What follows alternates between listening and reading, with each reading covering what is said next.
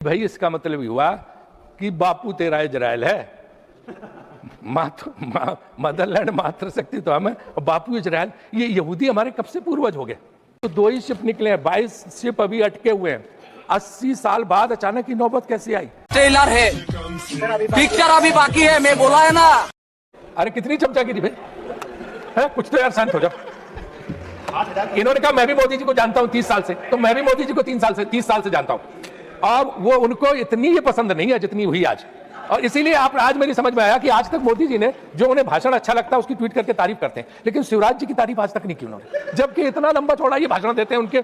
आज कम से कम 200 बार उन्होंने नाम लिया होगा और ऐसा कर दिया कि 2014 के पहले इस देश में कुछ हुए नहीं था, ना बिजली खंबे थे, ना बिजली थी, कुछ प्रगति हुई नहीं थी, ना रेल थे, ना माननीय मोदी जी ने उसके पहले तो कुछ था ही नहीं देश में। देखो सिर्फ सड़क, जंगल, नदियां थी। फिर जब 14 मोदी जी आए तब आपका कभी घर बना होगा, आपके लोगों के बच्चों को नौकरियां मिली होंगी, इसके पहले तो कुछ था ही नहीं, कुछ भी नहीं। देवगौड़ा जी भी सुनते रहे कि वो भी, इस सज्जन को क्या तकलीफ है भाई? 1 साल प्रधानमंत्री तो उनके जमाने में कुछ नहीं, अटल जी भी प्रधानमंत्री तो उनके जमाने में कुछ नहीं हुआ, बस सब 2014 के बाद ही हुआ। कमाल है। शिवराज जी ने आज क्या भाषण दिया, आप लोग तालियां बजा रहे हो। अरे कुछ तो समझाओ। अरे मुझे तो याद है कि 10 रुपए भी बढ़ते थे तो आप मंत्री जो बाद में हमारी बहन जी हैं, आपको याद होगा स्मृति ईरानी जी, बहुत लोग सड़क पर सिलेंडर लेके बैठ जाते थे, क्या क्या तमाशा नहीं करते थे। वो आपदा में अवसर नहीं था, तो सिर्फ दाम बढ़ते थे। आज तो संकट है। उन्होंने कहा झंडा लहराते हुए एक फोन पे जो है जहाज निकल गया। आज बाटा भाई का तेल निकलेगा। तो 2 ही शिप निकले हैं, 22 शिप अभी अटके हुए हैं। 80 साल बाद अचानक की नौबत कैसे आई? अभी मजा आएगा ना भिड़ो। भाई इसका मतलब हुआ कि बापू तेरा इजराइल है, मदरलैंड मातृशक्ति तो हम है और बापू इजराइल। ये यहूदी हमारे कब से पूर्वज हो गए? हम वसुधैव कुटुंबकम के व्यक्ति थे, हम सबके पूर्वज पुरखे थे। भारतीय ऋषि, भारतीय संत, महात्मा वो पूर्वज थे। यहूदी हमारे कब से पूर्वज हो गए और बाप हो गए? इसका अर्थ क्या? ये भाजपा को स्पष्ट करना चाहिए कि कब से यहूदियों को उन्होंने पूर्वज मान लिया। हम पूर्वज थे, भारत के लोग पूर्वज थे, हमारे राम कृष्ण, हमारे ऋषि मुनि वो हम थे। ये सब क्या देखना पड़ रहा है? अच्छा है मैं अंधा हूँ। के आगे घुटने टेकने का काम किया। मैं बोलता हूँ तो इल्जाम है बगावत का, मैं चुप रहूं तो बड़ी बेबसी सी होती है। चलो भाई देखो अब मैं क्या करता हूँ। हम सलाम करते हैं ईरान के सर्वोच्च नेता अयतुल्ला खamenei साहब को, जिन्होंने अपनी आपकी तरह अमेरिका के आगे घुटने नहीं टेके, बल्कि उन्होंने शहादत को गले लगाया और आपने अमेरिका के आगे घुटने टेकने का काम किया। लेकिन राजनीति समझने के लिए पूरी जिंदगी निकल जाती है बेटा। तो आप ये कहना, भारतीय जनता पार्टी सरकार को बताना चाहिए कि गाजा इजराइल संघर्ष के बाद विश्व के कौन से प्रधानमंत्री ने इजराइल का दौरा किया? किसने कहा जब युद्ध के मुहाने पर खड़े हुए देशों पर प्रधानमंत्री जी को यात्रा की, क्या उनकी जान जोखिम में डालने का काम किया कि हमारी बहनों से यहां उनकी जान जोखिम में थी? अरे बाप रे, ये तो धोती खोल रहा है। तेरा है न मेरा है, ये हिंदुस्तान सबका है। नहीं समझी गई ये बात तो नुकसान सबका है। हमसे कहते हैं कि 30 सेकंड में अपनी बात रखिए, 30 सेकंड में अपनी बात रखिए और खुद आसन पर बैठ करके लंबा लंबा भाषण देते हैं। और आप संवैधानिक संस्थाओं को कमजोर कर रहे हैं। मैं तो आपके गुरु पर 4 पंक्तियां कहना चाहता हूं, आगे की लाइनें पर भी वाह करिएगा। राहुल जी ने खोली है मोहब्बत की दुकान, क्योंकि नफरती लोगों को प्यार की जरूरत है और जीत ने अंधा कर दिया है तुम्हें, तुझको एक हार की जरूरत है। क्या बात कर रहे हैं? इसका सॉल्यूशन ये पॉलिटिशियंस और डायपर्स को बदलना चाहिए, नहीं तो गंदगी फैल जाएगी।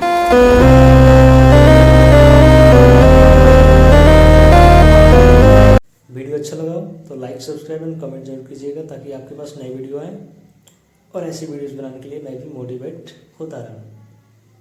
धन्यवाद। मेरे प्यारे भाइयों बहनों, गैस के दाम कम हुए कि नहीं हुए? वाह क्या सीन है। पूरा वीडियो देखते हैं। चलो भाई देखो अब मैं क्या करता हूँ। मेरे प्यारे भाइयों बहनों, गैस के दाम कम हुए कि नहीं हुए? नहीं हुए तो गैस के दाम बढ़े कि नहीं बढ़े? बढ़ गए।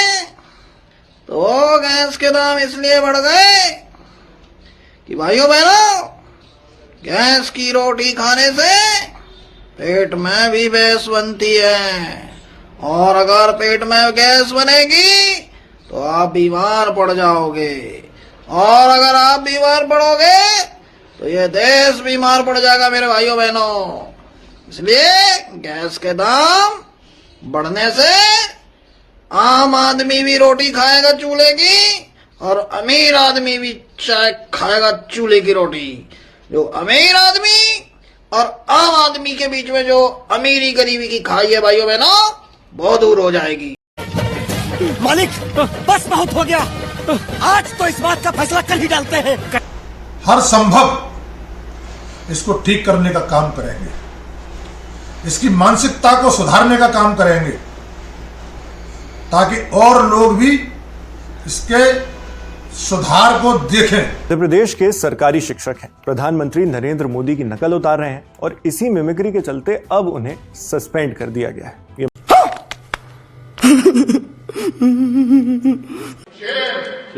आप राष्ट्रगान का विरोध कर रहे हैं, आप भारत के राष्ट्रगान का विरोध कर रहे हैं। बहुत हो गया, आज तो इस बात का फैसला कर ही डालते हैं। कैसा फैसला? बिहार शिक्षा हमारा फ्यूचर।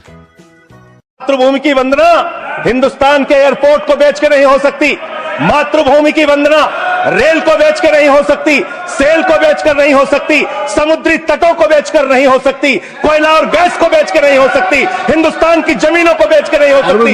तुम लोग मातृभूमि को बेचने वाले लोग हो, तुम मातृभूमि की वंदना करने वाले लोग नहीं हो। मान्यवर, यह है 28 दिसंबर 1949 का ऑर्गेनाइजर पत्र। इसको भी रखूंगा क्योंकि आज गृह मंत्री जी और लीडर ऑफ द हाउस दोनों कह के गए रिकॉर्ड पे सारी चीजें आनी चाहिए, इसको रिकॉर्ड पे रखना चाहिए। इतिहास देश को पता चलना चाहिए किन लोगों ने देश के साथ गद्दारी की, किन लोगों ने तिरंगे का विरोध किया, किन लोगों ने राष्ट्रगान का विरोध किया। आपको यह पढ़ के सुनाना चाहता हूं, यह ऑर्गेनाइजर है, क्या लिख रहा है। What is the moral sanction behind government's choice of Jan Gana Man, except that it can be made an item of entertainment. आप राष्ट्रगान का विरोध कर रहे हैं, आप भारत के राष्ट्रगान का विरोध कर रहे हैं। तिरंगे का विरोध किया, राष्ट्रगान का विरोध किया, वंदे मातरम आपने लगाया नहीं कभी। कोई आपका व्यक्ति देश की आजादी के आंदोलन में जेल नहीं गया कभी। आपने कोई देश के लिए, हमारे यहां अवधि में कहावत है, नाखून कटाए के शहीद ना बना भैया। तू तो नाखूनों नहीं कटाया भैया, बिना नाखून कटाए शहीद बना चाहता है।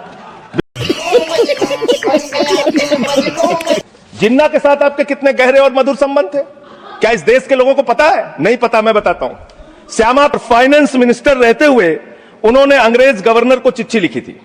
यह चिट्ठी लिखी है, आपने भारत छोड़ो आंदोलन के खिलाफ आपके नेता, जनसंघ के पहले राष्ट्रीय अध्यक्ष और तत्कालीन गवर्नमेंट में जो वित्त मंत्री थे, उन्होंने चिट्ठी लिखी अंग्रेज गवर्नर को और कहा कि भारत छोड़ो आंदोलन, जो हिंदुस्तान के क्रांतिकारियों का आंदोलन था, जो देश की आजादी का आंदोलन था, वो आंदोलन कुचल देना चाहिए, खत्म कर देना चाहिए। यह है रिकॉर्डेड हिस्ट्री आपकी।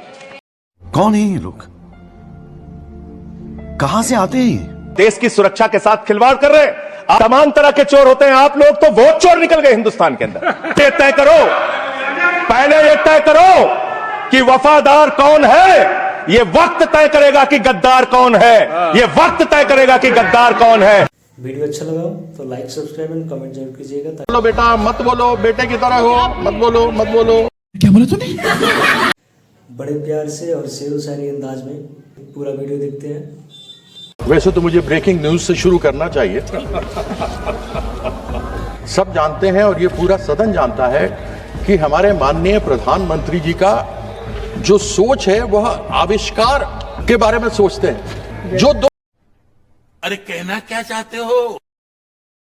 2017 में प्रधानमंत्री जी ने कहा था, यदि उसको यह सरकार मान लेती, रिसर्च एंड डेवलपमेंट कर देती, यदि सप्लीमेंट्री बजट नहीं अगर मेन बजट में भी पैसा दे देती, तो क्या आज गटर गैस से वो सारी कमी पूरी हो सकती थी जिस गटर गैस के बारे में प्रधानमंत्री जी ने बात किया। क्या बात कर रहे हैं?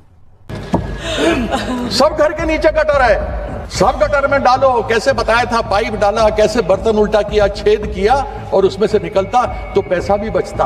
मैंने उनसे पूछा था लंदन, वो बात कर रहे थे Tokyo. Looking London talking Tokyo. बाबू मत बोलो, फिर तुम्हारे बारे में बोलेंगे। उस दिन गिरिराज के बारे में बोले थे, तुम्हारे बारे में बोलना पड़ेगा। मत बोलो बेटा, मत बोलो, बेटे की तरह हो, मत बोलो, मत बोलो।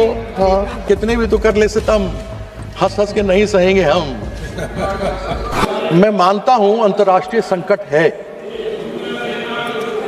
लेकिन अभी 2 दिन पहले माननीय प्रधानमंत्री जी ने एक वक्तव्य दिया था कि कांग्रेस के लोग झूठ बोल रहे हैं, लोगों को बरगला रहे हैं, देश में कोई संकट नहीं है।